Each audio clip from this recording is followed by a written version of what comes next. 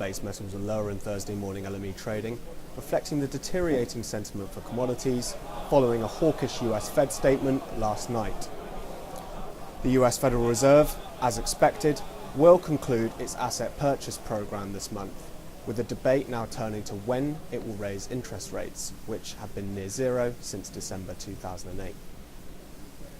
Before yesterday's release, the market consensus was for the first increase sometime in the middle of 2015, but the tone of the FOMC statement was quite optimistic. The committee said that there has been a, quote, substantial improvement in the outlook for the US labour market since the inception of QE3, while the underutilisation of labour resources is, again, quote, gradually diminishing.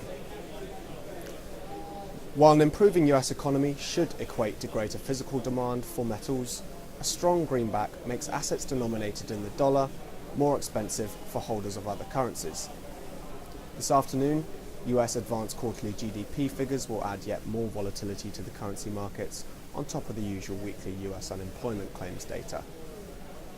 Still, spread activity in several of the metals is keeping interest in the complex, suggesting tightness across the board.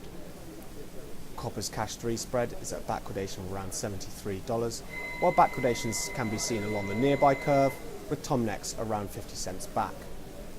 Zinc's cash 3s is in a backwardation of around $7 at the moment, and aluminium for this date has also tightened, with a backwardation of around $7.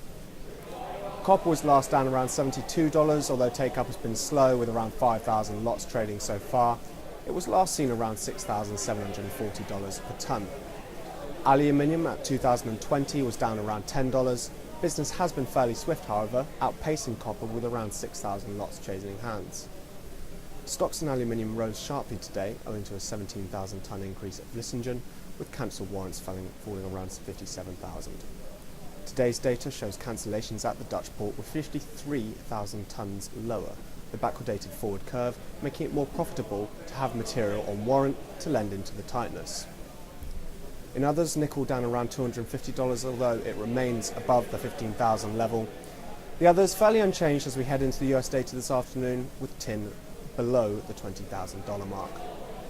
This is Ian Walker reporting for FastMarkets down here at the London Metal Exchange.